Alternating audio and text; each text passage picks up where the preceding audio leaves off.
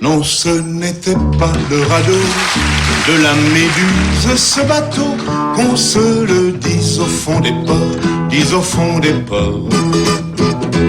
Il naviguait en perpénard sur la grand-mare des canards et s'appelait les copains d'abord, les copains d'abord.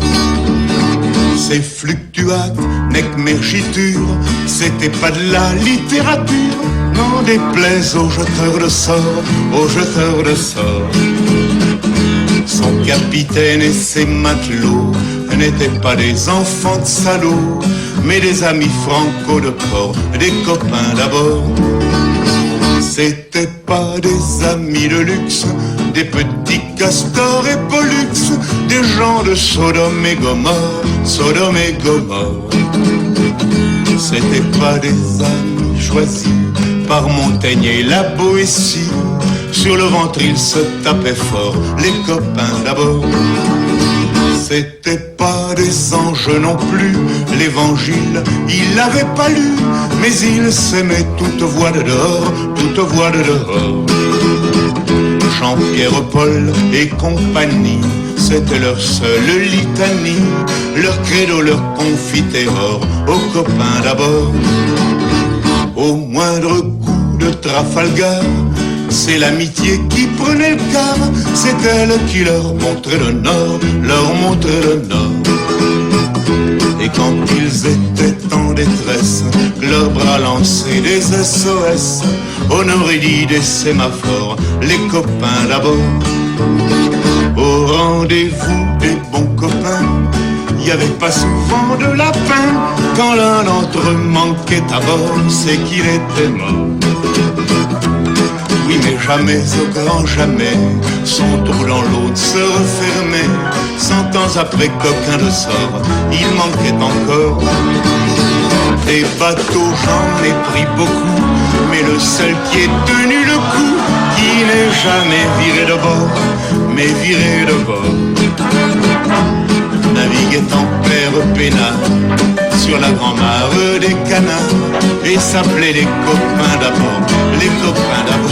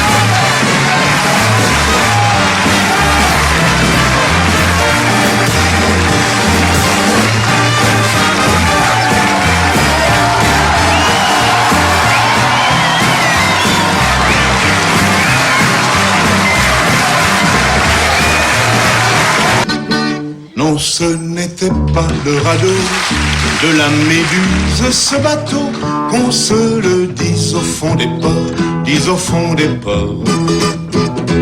Il naviguait en perpénard sur la grand-mare des canards et s'appelait les copains d'abord, les copains d'abord.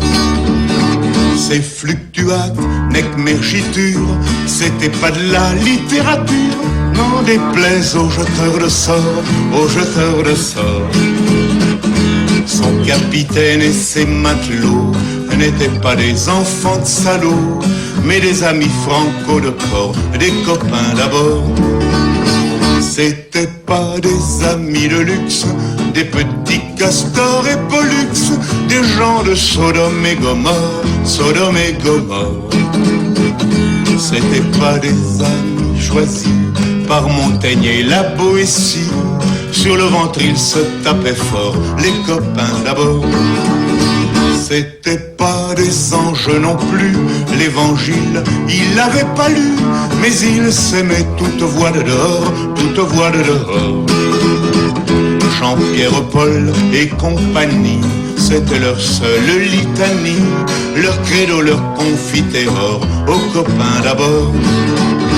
Au moindre coup de Trafalgar, c'est l'amitié qui prenait le quart, c'est elle qui leur montrait le nord, leur montrait le nord. Et quand ils étaient en détresse, que leurs bras lançaient des SOS, on aurait dit des sémaphores, les copains d'abord. Au rendez-vous des bons copains, il y avait pas souvent de lapin. Quand l'un d'entre eux manquait à bord, c'est qu'il était mort. Oui, mais jamais, au grand jamais, son trou dans l'autre se refermait. 100 ans après qu'aucun ne sort, il manquait encore. Des bateaux, j'en ai pris beaucoup, mais le seul qui ait tenu le coup, qui n'est jamais viré de bord, mais viré de bord, naviguait en père peinard sur la grand-mare des canards et s'appelait les copains d'abord, les copains d'abord.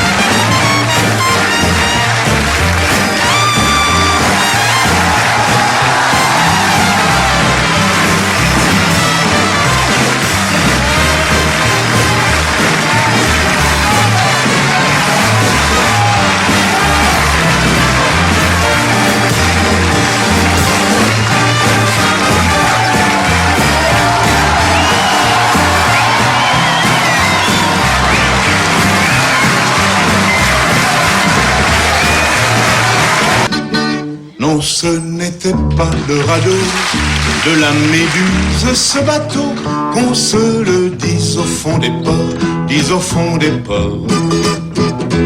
Il naviguait en père peinard sur la grand-mare des canards et s'appelait les copains d'abord, les copains d'abord. Ces fluctuates, nec mergiture, c'était pas de la littérature, n'en déplaise aux jeteurs de sorts, aux jeteurs de sorts. Son capitaine et ses matelots n'étaient pas des enfants de salauds, mais des amis franco de port, des copains d'abord.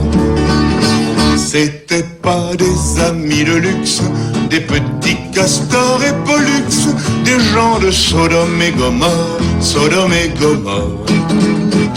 C'était pas des amis choisis par Montaigne et la Boétie. Sur le ventre ils se tapaient fort, les copains d'abord.